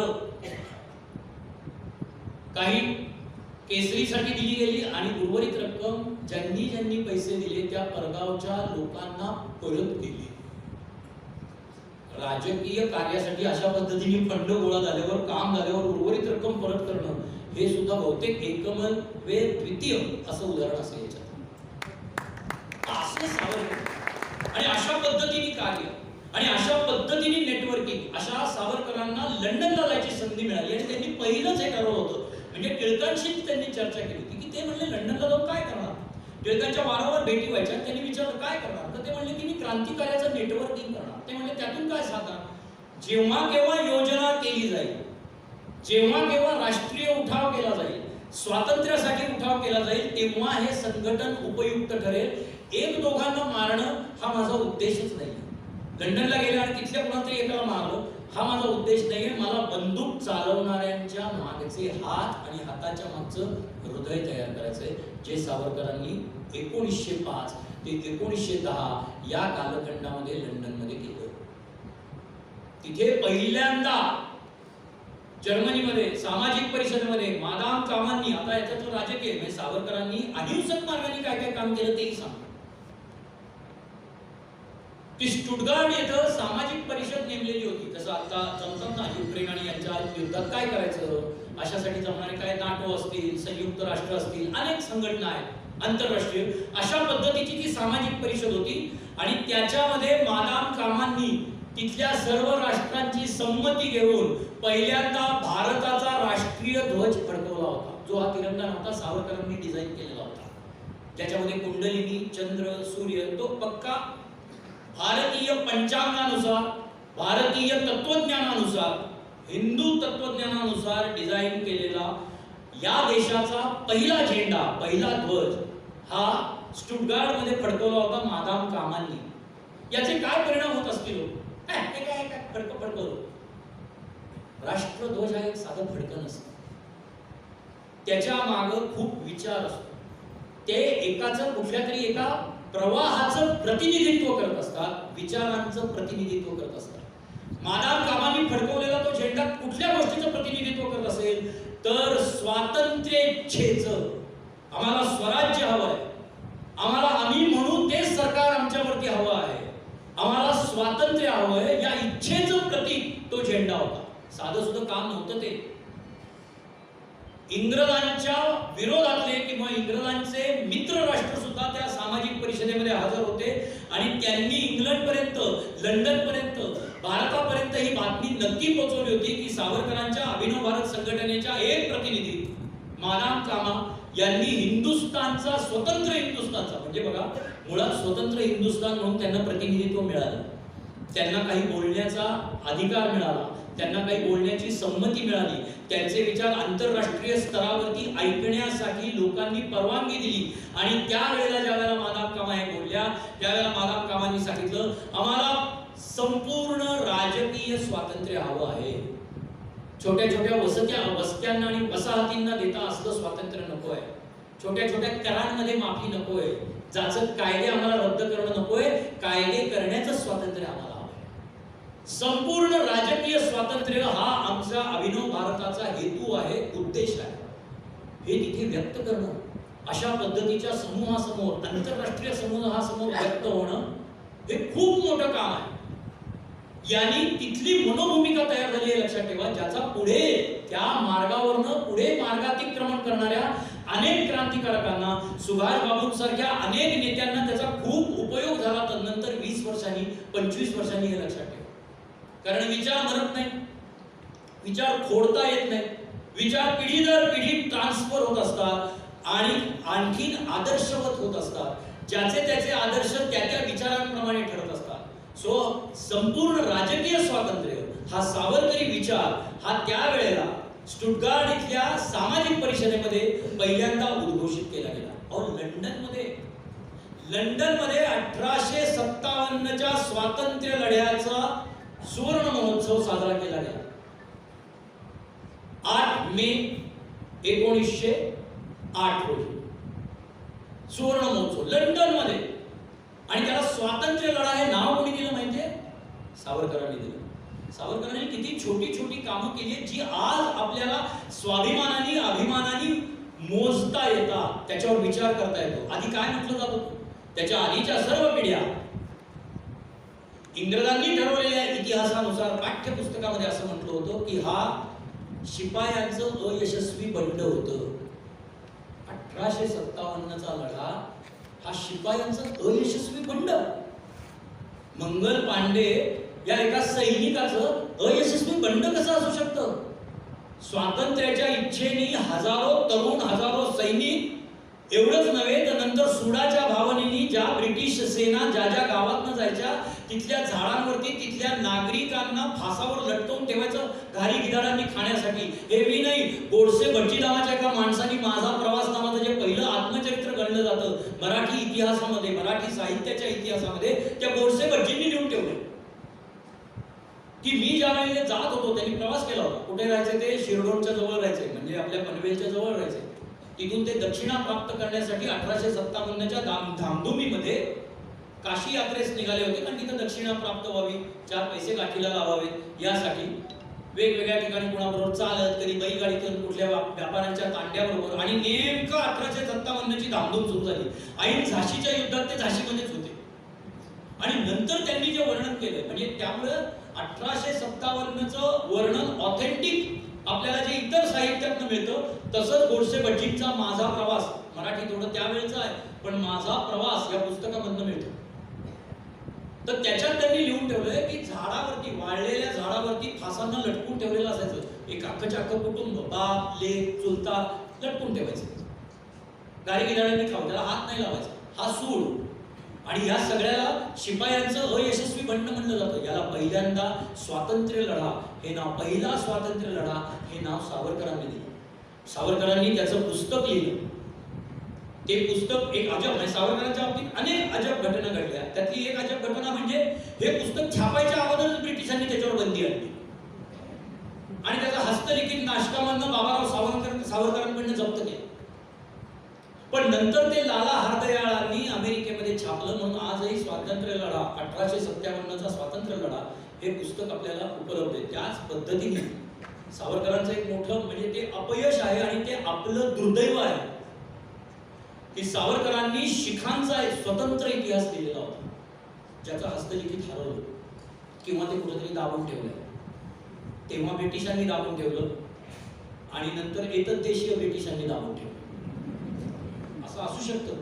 ते कुठल्या तरी पोस्टमनच्या घरामध्ये ज्यांनी दाबून ठेवलेलं असेल, किंवा कुठल्या तरी एखाद्या राजकीय नेत्याच्या, किंवा आता ज्याला काही संबंधच नाही अशा ज्यांच्या पिढ्या आहेत, अशा कुणाच्या तरी घरामध्ये ते धूळखात पडलेलं असेल. पण तो शिखांचा जाज्वल्य इतिहास आजही एक सामाजिक परिवर्तन करू शकतो हे लक्षात ठेवा.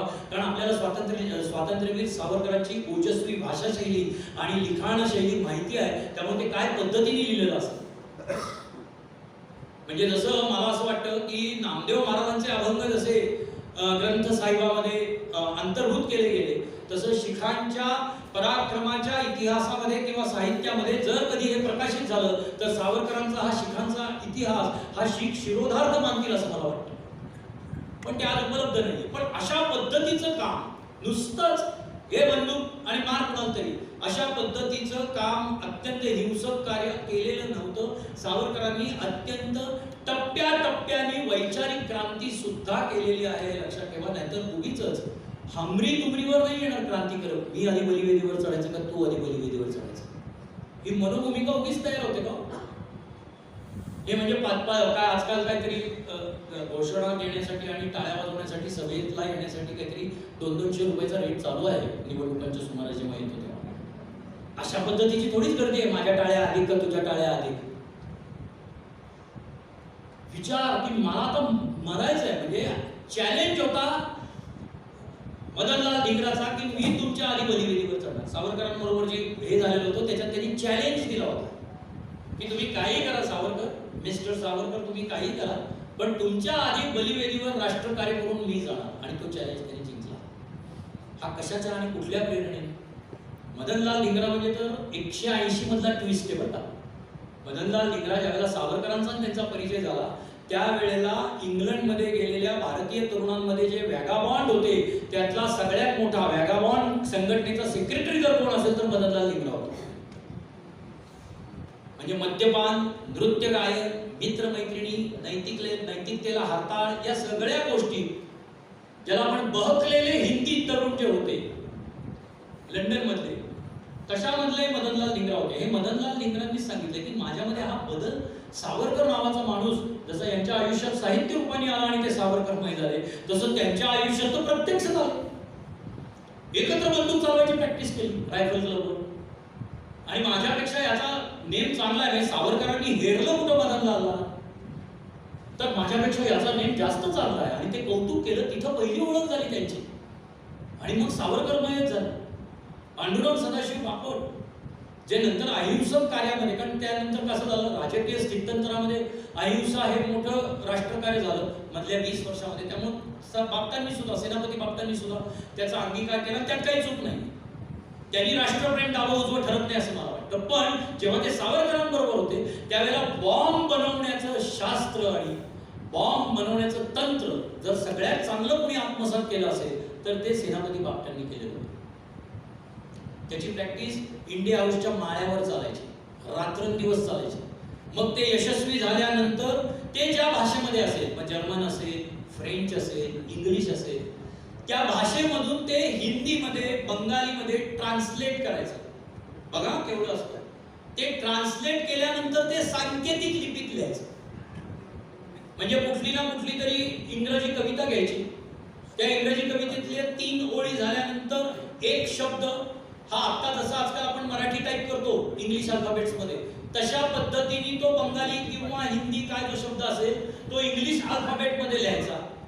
फक्त तो सगळ्या कॅपिटल लेटर्स मध्ये लिहायचा, म्हणजे जे कोणी वाचणारे असतील त्यांना कळेल की हा तो सांकेतिक शब्द आहे. अशा पद्धतीने कविताच्या कविता लिहिलेल्या पाठवलेल्या असायच्या. आणि मग बंगालमध्ये असेल, महाराष्ट्रामध्ये असेल, नाशिक हे फार मोठं केंद्र होतं अभिनव भारताचं, तिथपर्यंत या पोहोचायच्या. कारण त्या मोठ्या मोठ्या शेक्सपियरची नाटकं असतील किंवा ग्रीक ट्रॅजेडीज असतील, अशी जी पुस्तकं छापली गेलेली होती त्या पुस्तकांमधनं हे पाठवलं जायचं. आणि मग नंतर स्वतः बापट इथे आले आणि आमच्या जसं आम्ही नाटकाच्या किंवा याच्या कार्यशाळा घेतो तसं बॉम्ब बनवण्याच्या कार्यशाळा त्यांनी घ्यायला सुरुवात केली.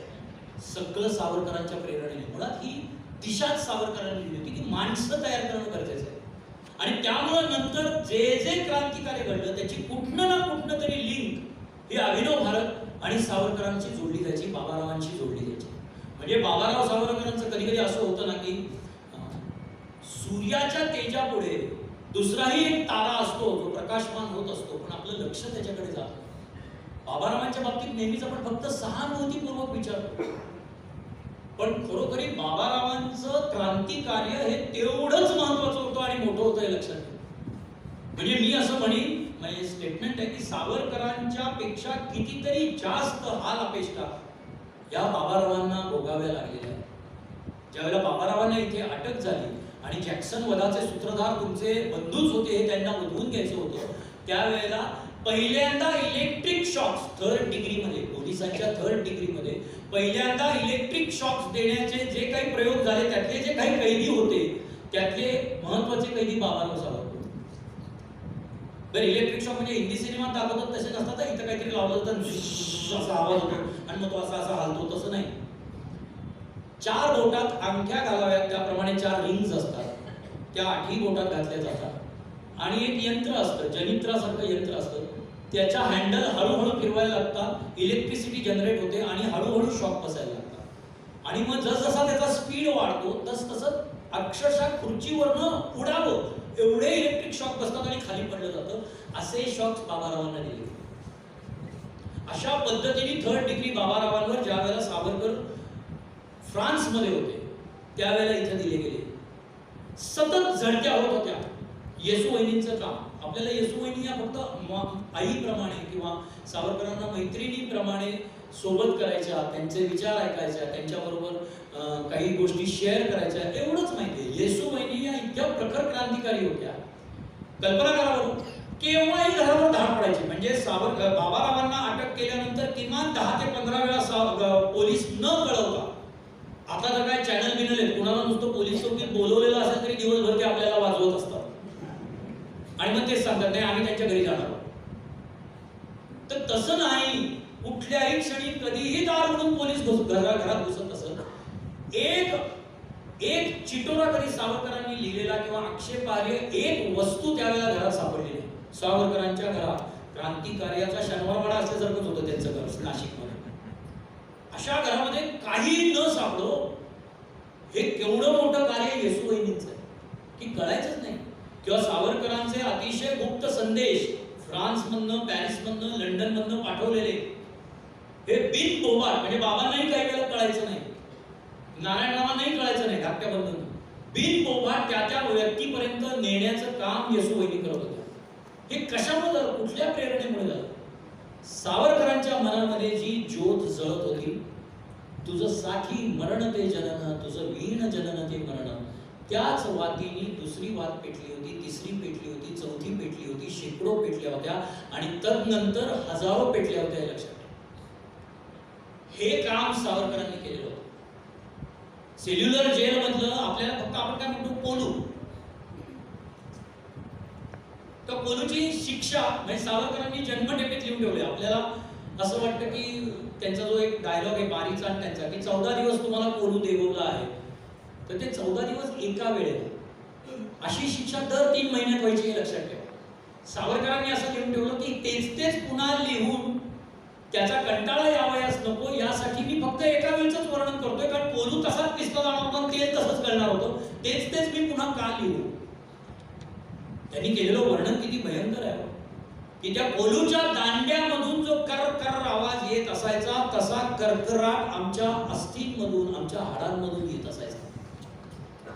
ज्या वेळेला तिथे बादलीमध्ये थेंब थेंब तेल गळत असायचं त्यावेळेला आमच्या नाकातून कानातून गुदद्वारातून रक्त थेंब थेंब गळत असायचं. हे फक्त एकट्या सावरकरांचं नाही, बाबारावांची तर अवस्था अशी होती की त्यांना अर्धशिशीचा त्रास व्हायचा.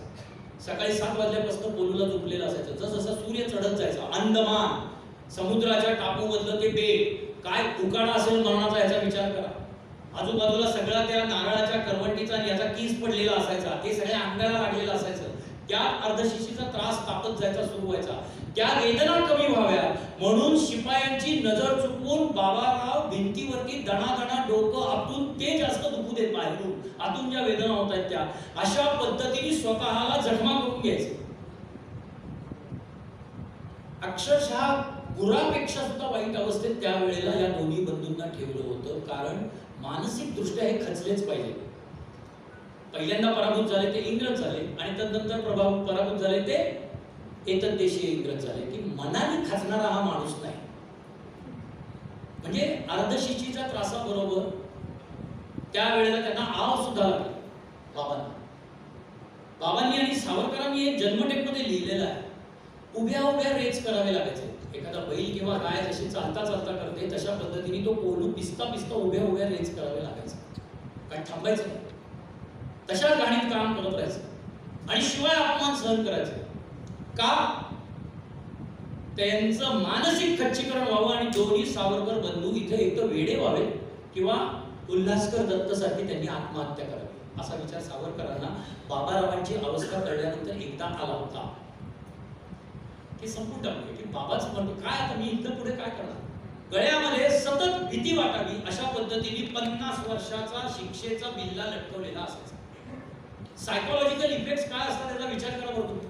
जेव्हा जेव्हा खाली बघितलं जाईल, सहज बघितलं जाईल, खाली मान घातली जाईल, तो जेव्हा लटकत असेल त्या प्रत्येक वेळेला सुटकेचं वर्ष 1960 चालू होतं, 1914 हे लिहिलेलं दिसत असायचं. किती तीळ तीळ माणूस मरत असेल याचा विचार. पण अशा ठिकाणी खोलीची व्यवस्था करून ठेवली होती की खाली चाललेले फाशी गेट मधले सगळे व्यवहार त्यांना मुद्दामून दिसले पाहिजेत, तिथले आवाज ऐकू आले पाहिजेत, त्यांच्या या फाशीवर जाणाऱ्या कैद्यांच्या यातना ऐकू आल्या पाहिजेत, आरडेओरडे ऐकू आले पाहिजेत, जेणेकरून हे घाबरले पाहिजे, यांचं स्थैर्य नष्ट झालं पाहिजे. तसं सावरकरांचं फक्त एकदा झालं. आत्महत्या करायला गेले. काय पद्धत होती आत्महत्या करायची? चड्डीला जी नाडी असायची ती नाडी तोडली, एक टोक गजाला बांधलं, आपल्या गळ्याभोवती त्याचा एक फास केला आणि दुसऱ्या हाताने बरोबर या घोटीवरती आणून त्यांनी जोरात ते ताणायला सुरुवात केली आणि संपून टाकू हे आयुष्य असं वाटलं.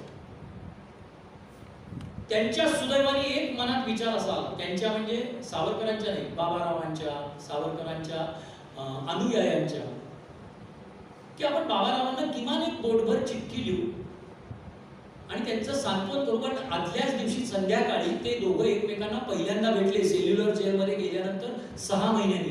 बाबारावांना पहिल्यांदा कळलं की तात्या पण इथेच आलाय आणि आलाय ते आलाय 50 वर्षाची शिक्षा काळ्या काढून आलाय. पण हे करत असताना अरे तू इथं कसा आलास, आता कसं होणार, तब्येत कशी आहे, प्रकृती कशी आहे. सावरकर तात्याराव बाबांना विचारत होते प्रकृतीबद्दल आणि बाबा भलतंच विचारतायत, आता आपल्या अभिनव भारताचं काय होणार, आपल्या राष्ट्रकार्याचं काय होणार, बाहेर राहिलेल्या आपल्या सदस्यांना दिशा कोण दाखवणार. म्हणजे आता येसूचा, तुझा, माझा, मदनलालचा सगळ्यांचा त्याग हा शून्य झाला. अशा पद्धतीचं यांना भलतंच काहीतरी वाटत असेल. तर त्यामुळे त्यांच्या मनात असा विचार आला की बाबारावांची आपण समजूत घालू आणि म्हणून ती बोटभर चिठ्ठी लिहिण्यासाठी म्हणून हे केलं आणि स्वतःच्या काही काव्य पंक्ती त्यांनी त्याच्यावर लिहिल्या, ध्रुपद लिहिलं. आणि कसं असतं ना, ती वेळ असते, ती वेळ टळली आणि त्यामुळे काळाला त्यांनी पुन्हा हरवलं. खिडकीच्या झरोक्यामध्ये. ते नेहमी मृत्यूशी संवाद तसे करायचे की खिडकीच्या झरोक्यात तो बसलेला आहे, त्याला पुन्हा त्यांनी तिथंच बसवून ठेवला, पुन्हा येऊन नाही दिला. हे करणारे सावरकर, बोलूचा दांडा ओढणारे, पहिल्या दिवशी तिथं 3 करवंट्यामध्ये आंघोळ करायची असायची. 3 कटोरे म्हणजे थोडक्यात. तिन्ही कटोरे हे समुद्राच्या पाण्यानेच आंघोळीसाठी किरकोळ गोष्टीसाठी गोड पाणी मिळणार नाही. सगळ्यांसमोर उभं राहायचं. कल्पना करा, सावरकरांचा आपण फोटो बघतो आणि हे बघतो, त्याला कसला तेजस्वी चेहरा आहे, म्हणजे केळीच्या सोलासारखं कॉम्प्लेक्शन होतं सावरकरांचं. म्हणजे देखणे पण किती असावं, फीचर्स वाईज तुम्ही बघा ना. मी अशा सावरकरांना पहिल्याच दिवशी सगळ्यांसमोर, म्हणजे तो जेलमध्ये एक मोठा कार्यक्रम असायचा. आता सेल्युलर जेलमध्ये जाल तेव्हा लक्षात ठेवा, प्रमुख प्रवेशद्वारात आल्यानंतर कचेरी असायची. कचेरीनंतर मग याच्यात नेलं जायचं ओळीनी. त्यावेळेला पहिल्यांदा तिथं 3 कटोऱ्या ठेवलेल्या असायच्या. चलो असं म्हणल्यावर त्यांनी पहिला दांडा वाजवला की सगळ्यांनी पहिले आपले कपडे काढायचे, पुन्हा रांगेतच उभं राहायचं. मग एक पाऊल प्रत्येकाने पुढे जायचं. मग बादलीमधल्या कटोऱ्यामधनं पाणी घ्यायचं. चलो असं म्हणलं की पहिला कटोरा हे करायचा. मग मधल्या चलोमध्ये जे काही पाणी पडलेलं असेल त्यांनी अंग घासून घ्यायचं. म्हणजे बघा, समुद्राच्या पाण्याने अंग घासायचं म्हणजे काय काय होत असेल तेव्हा. मग दुसरा कटोरा, मग तिसरा कटोरा, आणि तसंच लंगोट्यावरती चालत जायचं. आणि मग तुम्हाला जेलचे कपडे मिळणार. बाकीच्या दिवशी सुद्धा अशाच पद्धतीची आंघोळ, असं स्नान असायचं. तर अशा पद्धतीच्या याच्यामध्ये हाल अपेष्टांमध्ये पहिली 4 वर्ष, मी मुद्दाम पहिली 4 वर्ष का सांगतोय, नंतर सावरकरांनी तिथे मोठी क्रांती घडवली. म्हणजे ज्या वेळेला इथे एमडेन जहाज आलं होतं की नाही, त्याच वेळेला तिथे त्यांनी पहिला संप यशस्वी केलेला होता. तो बारी नावाचा जो कर्नलकाळ तिथला जेलर होता, तो हादरून गेला की माझ्या जेलमध्ये हे असं कसं होऊ शकतं, कैदी संप करतात. बरं, राजबंदी जो त्यांना बॉम्ब गोलेबाला म्हणायचा, बॉम्ब गोलेबालांचं ठीक आहे, पण आम कैदी पण कसं काय संप करतो. त्यांना सहानुभूती म्हणून आम कैद्यांनी, जे दरोडेखोर, डाकू, चोरी करणारे असे होते, त्याही सगळ्या कैद्यांनी त्यावेळेला काम बंद करून टाकलेलं होतं. सेल्युलर जेलमध्ये काम बंद अशा पद्धतीचा संप हा सगळ्यात मोठा सावरकरांचा विजय होता, लक्षात घ्या. त्यावेळेला 800 कैदी होते सेल्युलर जेलमध्ये. 800 कैद्यांपर्यंत हा एका दिवशी, विशिष्ट दिवशी संप करायचा आहे. कसं काय केलेलं असेल? जसं बॉम्ब मॅन्युअल्सचं सांकेतिक लिपीमध्ये इकडे प्रसारण झालं, त्याच पद्धतीने सावरकरांनी पहिल्या 1 वर्षात, 3 वर्षात, 4 वर्षामध्ये राजबंद्यांची आणि कैद्यांची एक सांकेतिक लिपी तयार केली, आवाजांची. सरसकट आपल्याला असं सांगितलं जातं की ते साखळदंडावर बोलायचे. ते बोलायचे असं कसं होऊ शकतं सांगा. साखळदंडावर बोलायचे नाही, त्यांनी काही शब्द आणि काही विशिष्ट आवाज, कारण एकेकाला हे समजावून सांगून त्याची प्रॅक्टिस कशी केली गेली असेल. फक्त साखळदंड नाही, त्यांना जी जेवणाची थाळी दिली जायची आणि जे टमरेल दिलं जायचं, त्या टमरेलचा आवाज, टमरेल भिंतीवरती घासल्याचा आवाज, आणि ते तारयंत्राला असतं की नाही, short and long, short and long, त्या पद्धतीचे आवाज. आणि हे करून त्यांनी संज्ञान केलं संपूर्ण तुरुंगाला त्या सांकेतिक लिपीने. आणि एका विशिष्ट दिवशी पासून तो संप सुरू झाला. आणि यांना कळे नाही निरोप जातात कसे. म्हणजे काही जणांनी उपोषण करायला सुरुवात केली. उपोषण करायला लागल्यानंतर शेवटी ते प्रशासक होतं, कैद्यांना आडवं करायचे, तोंडामध्ये नरसळ घालायचे, आणि मिठाशिवाय किंवा संपूर्ण खारट अशी कांजी लिटर लिटर तोंडात होतायचे की जे सगळं आतड्या सकट उलटून यावं एवढी मोठी उबळ यायची. तरीही कैदी बदले नाही. उभी दंडावेडी सारख्या शिक्षा दिल्या. कोलुविरुद्ध चालूच होतं. उभी दंडावेडी म्हणजे आपल्याला असं वाटतंय का आपण आज उद्या घरी जाऊन रोजच्या व्यायामामध्ये असं हात करून जे उभा असाल त्याच्यापेक्षा तिप्पट वेळ उभं राहण्याचा प्रयत्न करा. सगळं भरून येतं, धावून येतं, उद्या पण करू वाटल्यास असं म्हणून सोडून देऊ आपण. उभी दंडावेडी म्हणजे बेड्यांमध्ये हात अडकवले जायचे आणि भिंतीमध्ये अशा ठिकाणी ते अडकवले जायचे की खाली फक्त अंगठ्याचं टोक टेकेल, फक्त काहीतरी भुईला टेकलंय हा फील यावा एवढंच, आणि अख्खं शरीर ताणलेलं असायचं, भिंतीकडे टोक टेकायचं. आणि असे 8-8 दिवस असायचे. जेवायच्या वेळेला फक्त खाली सोडायचे. सावरकरांना स्वतःच्याच कोठडीच्या बाहेर उभी दंडावेडी दिलेली होती 8-8 दिवस. आणि हे त्यांनी अतिशय काय म्हणतो आपण, कुठेही जाहिरात आम्ही किती सोसलं, आम्हाला काय, असं काही न करता लिहिलेलं आहे. माझी जन्मठेप या पुस्तकात लिहिलेलं आहे. माझी जन्मठेप हे एकूणच वैश्विक साहित्यामध्ये आत्मचरित्रात्मक याच्यामधलं सगळ्यात मोठं डॉक्युमेंटेशन एका कैद्याचं आहे, लक्षात ठेवा. राष्ट्रासाठी एखादा माणूस काय काय करू शकतो आणि त्याच्या भोवतीने त्यावेळेला 800 कैदी काय करत होते. एकटे सावरकर नव्हते करत, नानी गोपाळ होता, उल्हासकर दत्त होते, बाबाराव होते, असे 800 कैदी होते की जे सावरकरांच्या बरोबरीने एका हाती सेल्युलर जेलमधल्या राष्ट्रकार्यामध्ये सहभागी झालेले होते. कालच्या सावरकरांचा जेव्हा विचार करतो त्यावेळेला हा विचार केला पाहिजे. 10,000 ओळी एकूण भिंतीवर लिहिल्या होत्या, त्या 10,000 ओळी तोंडपाठ केल्या होत्या आणि ज्या वेळेला वही पेन्सिल वापरायची परवानगी मिळाली त्यावेळेला सगळ्या उतरवून काढल्या. नुसतं एवढंच केलं नाही सावरकरांनी, तर भाई परमानंद नावाचा एक क्रांतिकारक जो अभिनव भारतामधला त्यांच्या बरोबरचा होता, तो शेजारच्या कोठडीमध्ये होता आणि त्यांना अशी माहिती मिळाली की 6 महिन्यानंतर हा सुटणार आहे. तेव्हा या भाई परमानंदला जेवणाच्या वेळेला, स्नानाच्या वेळेला एकत्रित कुठे किंवा सांकेतिक लिपीमध्ये असेल किंवा शेजारी शेजारी कोठडी होती त्यामुळे अशा पद्धतीने व्हिस्परिंग मध्ये असेल, त्यांनी पहिल्यांदा मराठी शिकवलं. भाई परमानंद नावाच्या हिंदी भाषिक माणसाला त्यांनी मराठी शिकवलं. आपल्या काही 25 कविता पाठ करायला लावल्या आणि सांगितलं की कलकत्त्याला गेल्यानंतर त्यांनी काही नाव दिलं असेल त्या वर्तमानपत्राच्या संपादकांना भेटा आणि भराभरा बोलून टाका जे पाठ केले ते लिहून घेईल. आणि त्यांनी त्याप्रमाणे केलं. त्यांनी ते लिहून घेतलं. नंतर त्यांनी नारायणराव सावरकरांशी संपर्क साधला आणि सावरकर तुरुंगात असताना सावरकरांचं निनावी कविता संग्रह प्रसिद्ध सुद्धा झाला हिंदुस्थानात. नाव दिलेलं नव्हतं कारण सगळे संकटात सापडले असते, पण अशा पद्धतीचं काम त्यांनी केलेलं होतं. त्यांनी तुरुंगामध्ये निरक्षरता घालवण्यासाठी केवढं मोठं काम केलेलं होतं, साक्षरतेचा केवढा मोठा प्रसार केलेला होता. आणि असे सावरकर ज्या वेळेला आता माफी पत्रांवर येते, सावरकरांनी सुटण्यासाठी माफी मागितली असं म्हटलं जातं. ती माफी नव्हती आणि सावरकरांनी मी माझ्या सुटकेसाठी प्रयत्न केले हे कुठेही लपवून ठेवलेलं नाही. सावरकरांनी जन्मठेपमध्ये हे लिहून ठेवलेलं होतं की मी 4 वेळा संपूर्ण तुरुंग जेलच्या याच्यामध्ये 4 ते 6 वेळेला पिटिशन्स दाखल केलेली होती. रादर बोस्ट्रीट पोलीस स्टेशन मध्ये ते होते. 13 मार्च 1910 त्यांना पकडलं होतं. तेव्हापासून ते सेल्युलर जेलच्या सुटकेपर्यंत एकूण 10 वेळा त्यांनी पिटिशन दाखल केली होती. पिटिशन, माफी पत्र नाही, विनंती पत्र. जो त्यांचा कायदेशीर अधिकार होता. ते बॅरिस्टर होते ना, तुम्ही सनद द्या नका देऊ, पण ते बॅरिस्टर होते. ते त्यांचा कायदेशीर हक्क बजावत होते आणि त्याच्यामध्ये दरवेळेला पहिला पॅरेग्राफ हा असायचा की माझ्या सहकाऱ्यांना आणि साथीदारांना सोडा. आणि तदनंतर ते कायद्याच्या काय म्हणतात त्यांच्या कायद्याच्या याला धरून ते सांगायचे की मला आता इतकी वर्ष झालेली आहेत तर जेल मॅन्युअल नुसार आणि जेलच्या कायद्यानुसार मला बाहेर जाण्याची परवानगी मिळावी, मला पॅरोलवरती सुटका व्हावी, अशा पद्धतीचे विनंती अर्ज सावरकरांनी केले होते. आणि मग जर ते अशा पद्धतीने केलेले असतील तर ब्रिटिशांनी का त्यांची विनंती ऐकली नाही कधी? का त्यांच्या माफीला मान्यता दिली नाही? जे माफी पत्र म्हणतात त्यांना म्हणायचंय, का त्यांच्या माफीला मान्यता दिली नाही? म्हणजे प्रत्येक वेळेला राणीच्या वाढदिवसाच्या दिवशी अनेक कैद्यांना शिक्षेमध्ये सूट असायची, पण कधीही बाबाराव सावरकर आणि स्वातंत्र्यवीर सावरकरांना सुट्टी नसायची. का सुटका नसायची? याला कारण ते मोस्ट डेंजरस होते. इंग्रजांच्या दृष्टीने मोस्ट डेंजरस व्यक्ती कुठली असेल तर ती सावरकर होती. गांधीजी त्यांना परवडायचे,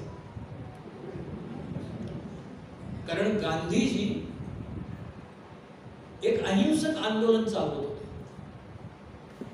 सावरकर हे या राष्ट्राला स्वतंत्र करणारा येन तेन मार्ग मी चोखाळणार अशा तत्वज्ञानावर काम करत होते. सावरकर हे तरुणांना पेटवण्यासारखं ओजस्वी व्यक्तिमत्व होतं आणि म्हणून ब्रिटिशांनी सावरकरांना सेल्युलर जेलमध्ये कधीही सुटका केली. मग महाराष्ट्र प्रांतापासून ते जिथे जिथे काँग्रेसचं सरकार आहे त्यातल्या अनेक सरकारांनी वेगवेगळे अर्ज आणि हे व्हाईसरॉयकडे दिले की सेल्युलर जेलमध्ये अत्यंत हाल अपेष्टा भोगणाऱ्या सावरकरांची लवकर सुटका करावी, केली जावी. त्या काळामध्ये भारतभरातून पाऊण लाख लोकांच्या सह्या गोळा केल्या गेल्या होत्या. लक्षात ठेवा, त्यावेळेला पाऊण लाख लोकांच्या सह्या गोळा केल्या गेल्या होत्या आणि ते आवेदन व्हाईसरॉयला दिले गेले होते. ही ताकद होती सावरकरांच्या विचारांची. सेल्युलर जेलमध्ये असताना बडोद्याच्या काँग्रेसच्या अधिवेशनात नारायणरावांनी ज्या वेळेला त्यांच्या हाल अपेष्टांची याची पत्रकं वाटली, फक्त सावरकरांची नाही की माझे 2 बंधू आहेत त्यांचं बघा असं नव्हतं केलेलं, एकूणच तिथल्या राजकीय बंद्यांची आणि कैद्यांची काय अवस्था आहे अशा पद्धतीचं वर्णन ज्या वेळेला केलं त्यावेळेला काँग्रेसच्या व्यासपीठावरनं हा ठराव पास केला गेला आणि पत्र धाडलं गेलं की सावरकरांची लवकरात लवकर सुटका व्हावी. तरीही त्याच्या पुढे 3 वर्ष त्यांनी सुटका केलेली नव्हती आणि तदनंतर त्यांना रत्नागिरीत स्थानबद्धतेमध्ये ठेवलेलं होतं. तुम्ही एकदा रत्नागिरीच्या तुरुंगामध्ये त्यांना ज्या कोठडीत पहिले 1.25 वर्ष ठेवलं होतं ना, ती कोठडी बघा. अंदमानची बरी इतकी भयानक ती कोठडी होती. एकूण सावरकरांना 3 ते 4 कुलपांमध्ये बंद ठेवलं जायचं. म्हणजे ज्यात स्वतः सावरकर असायचे त्या खोलीची साधारण हे 6 बाय 8 एवढीशी ती खोली होती. त्याच्या बाहेर त्या दाराला कुलूप असायचं. त्याच्या बाहेर एक खोली होती, त्याच्यात 2 पहारेकरी बसलेले असायचे. त्याही खोलीला कुलूप असायचं. म्हणजे त्या पहारेकऱ्यांना बिचाऱ्यांना शिक्षाच. त्याच्या बाहेर एक हॉल आहे जिथं आता संग्रहालय केलेलं आहे. त्या मोठ्या हॉलला एक कुलूप असायचं. हे सगळं दुसऱ्या मजल्यावर होतं. त्यामुळे तो जिना उतरून आला की त्या जिन्याला एक कुलूप असायचं आणि प्रमुख दरवाजाला जे जेलचं असतं तिथेही कुलूप असायचं. तिथे सावरकरांच्या पायात घातलेले गोळे ठेवलेले, साधारण 15-15 किलोचे असे ते गोळे आहेत की जे त्यांना त्याच्यात अडकून ठेवलं जायचं. तिथे सावरकरांनी दुसऱ्यांदा जाहीर सांगितलं की असं ठेवण्यापेक्षा मग मी आत्मघात करतो. स्थानबद्धतेत करण्यापेक्षा मग मला पुन्हा अंदमानला जाणार. की पायामध्ये गोळे अशा पद्धतीने छोट्याशा एका खोलीमध्ये 13 महिने तरी त्यांना तिथं तसंच ठेवलं बरं का. इतकी भीती, इतकी दहशत इंग्रज सरकारला सावरकरांची. म्हणून मग त्यांच्याकडनं हे लिहून घेतलं आणि हे कुठल्याही सरकारकडनं लिहून घेतलं जातं. आजही कैद्यांना जेव्हा बाहेर सोडतात अट्टल गुन्हेगारांना, तेव्हाही त्यांच्याकडनं हमीपत्र लिहिलं जातं. तसं 2 अटींचं एक हमीपत्र सावरकरांचं लिहिलं गेलेलं होतं की मी रत्नागिरी जिल्ह्याच्या सीमा कधीही ओलांडणार नाही आणि पुढील 5 वर्षासाठी. ही माफी नाही होत ना, या ऍडजस्टमेंट्स नाही होत. आणि जर केल्या असतील तर त्या योग्य केल्या. कारण सावरकरांचं त्याच्या मागचंही तत्वज्ञान होतं की मी पहिल्या इथं सुटू देत, कारण अजून राष्ट्र स्वतंत्र नाही झालेलं. हे देश स्वतंत्र होण्यासाठी माझ्या अनुयायांना मी जर दिशाच देऊ शकलो नाही तर मी तुरुंगात जाऊन काय मोठे बिल्ले लावणार आहे यशाचे. तुरुंगात येणं, क्रांतिकार्य करून तुरुंगात येणं हे माझं कर्तव्यच होतं. पण आता तिथून सुटका करून घेणं आणि पुन्हा एकदा राष्ट्रकार्याला लागणं, कारण राष्ट्र स्वतंत्र झालेलं नाहीये, राष्ट्रकार्याला लागणं ही माझी जबाबदारी आहे. या पोटी त्यांचे ते अर्ज चाललेले होते, लक्षात ठेवा. आणि अशा पद्धतीचं एक काय अटी आणि शर्ती लागू टाईपचं एक हे लिहून दिला त्यांनी किंवा मी 5 वर्षासाठी कुठल्याही राजकीय व्यासपीठावरती किंवा राजकीय आंदोलनामध्ये सहभागी होणार नाही. आणि त्यांची मुक्तता झाली, स्थानबद्धतेमध्ये ती गेली. एक कॉन्ट्रावर्सी म्हणण्यापेक्षा एक तुम्ही धागा बघा कसा आहे. 1920 साली लोकमान्य टिळकांचा देहांत झाला. 1923 साली 21 साली सावरकरांची जन्मठेपेतून म्हणजे सेल्युलर जेलमधून मुक्तता झाली. पासून त्यांना स्थानबद्धतेत ठेवलं गेलं. रत्नागिरीमध्ये रत्नागिरी जिल्हाही ओलांडून दिला. हे सगळं इंग्रजांची कॉन्स्पिरसी कशी होती बघा. आणि त्या 15 वर्षामध्ये या देशामध्ये टिळकांच्या विचारांचं राजकारण पुसलं गेलं आणि एक वेगळं राजकारण उदयाला आलं जे इंग्रजांना हवं होतं. त्याचा अनुनय करणाऱ्या सावरकरांना रत्नागिरीमध्ये स्थानबद्धतेत बद्ध करून टाकलं. म्हणजे हा मी तर्क बोलते बरं का. हे तुम्हीच विचार करा कसं झालं. मग त्यावेळेला 1924 साली एक वर्षात स्वातंत्र्य अशा पद्धतीचं एक आंदोलन गांधीजींनी केलं, ते फेल गेलं.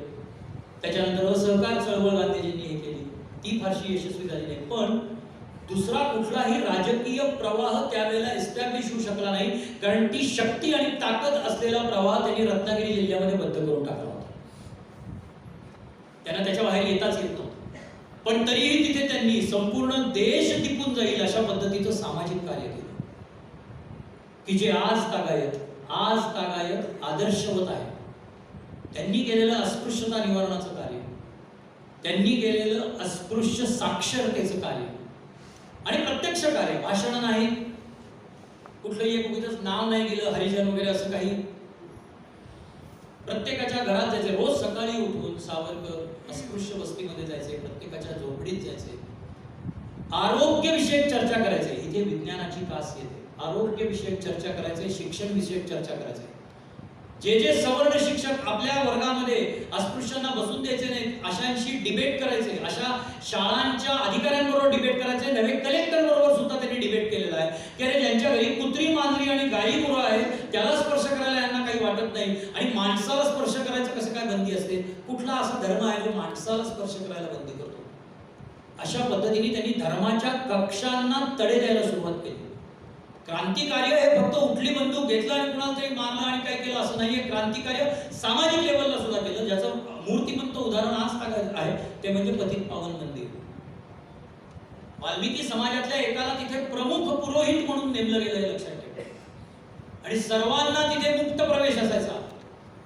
त्या गाभाऱ्यामध्ये, त्या मंदिरामध्ये, त्या सभा मंडपामध्ये आपापली धार्मिक कार्य करण्याची सर्वांना मुभा होती.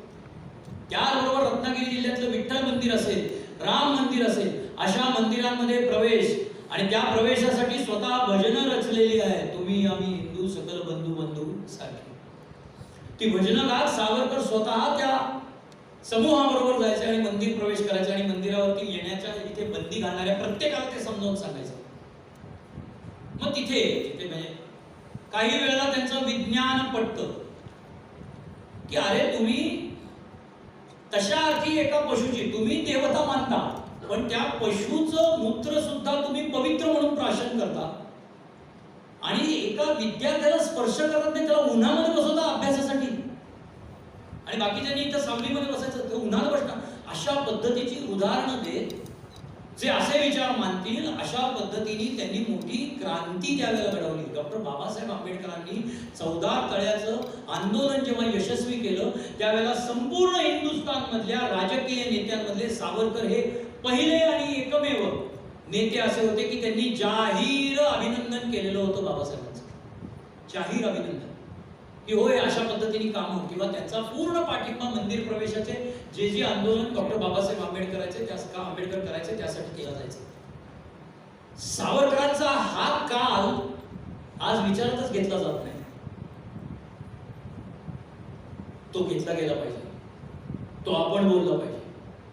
आता आजची परिस्थिती अशी आहे की झालंय असं की का अचानक सावरकरांच्या विरोधातलं वातावरण तयार व्हायला लागलं, सावरकरांच्या विरोधी सूर तयार व्हायला लागला, सावरकरांची हेटाळणी सुरू झाली. सावरकरांच्या एकूणच सगळ्या म्हणजे मार्सेलिस मध्ये उडी मारली ते सुद्धा पळून जाण्यासाठी मारली म्हणून सांगितलं जातं. जेलमध्ये मी असं म्हणलं जातं काय शेवटी तो जॅक्सन मग कानेरीने केला, मदनलाल लिंगाने मारलं, हे घरातच लपून होते बसून होते, अशा पद्धतीचं बोल तोंड नाही आवडता येणार. पण फॅक्ट्स जाणून घेतले पाहिजे की हे का सुरू झालं. हे सुरू झालं कारण हे सुरू केव्हापासून झालं, ज्या वेळेला माननीय अटलजींचं सरकार आलं तेव्हा. आता थोडं राजकीय बोलणार आहे कारण याचं कारणच राजकीय आहे. अटलजींचं सरकार ज्या वेळेला आलं, जरी ते एनडीएचं सरकार होतं आणि अनेक पक्षांचं कडबोळ होतं, तरीही एक मेन स्ट्रीम विचारांची, अत्यंत वेगळ्या विचारांची, राष्ट्रवादी विचारांची एक मेन स्ट्रीम सत्तास्थानी आलेली होती. त्यावेळेला पहिल्यांदा सावरकरांच्या वरती माफी मागितली गेली, अमुक केलं गेलं, तमुक केलं गेलं, असे पेड बुद्धिवंत, स्वयंघोषित बुद्धिवंत कुठून कुठून अभ्यास करून बोलायला लागले, लेख लिहायला लागले, पुस्तकं छापली जाऊ लागली. आणि त्याच्यानंतर 2014 असं झालं की संपूर्ण बहुमताने ते कंप्लीट वेगळं 180 डिग्री मध्ये विचार करणारं एक सरकार सत्तेवर आलं आणि राजकीय धाबी दणाणली. कारण त्या सरकारमध्ये असं झालं की सावरकरांचा विचार पूर्णत्वास नेण्यासाठी अशा अनेक गोष्टी त्या पक्षाच्या जाहीरनाम्यामध्ये होत्या की ज्यानंतर कशा कशा हे झाले आपण बघितलेलं आहे.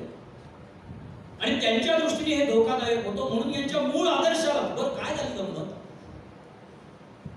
की त्यांच्या विचारधारेमध्ये पण अनुल्लेखाने मारलेल्या नेत्यांना त्या सत्ताधाऱ्यांनी मोठं करायला सुरुवात केली. यातलं पहिलं उदाहरण वल्लभभाई पटेल, लालबहादूर शास्त्री आणि गांधीजी ऑल्सो. म्हणजे लोकसभेत ते म्हणावं लागलं तुम्ही हायजॅक करताय गांधीजींना, असं डिबेटमध्ये म्हणले गेले.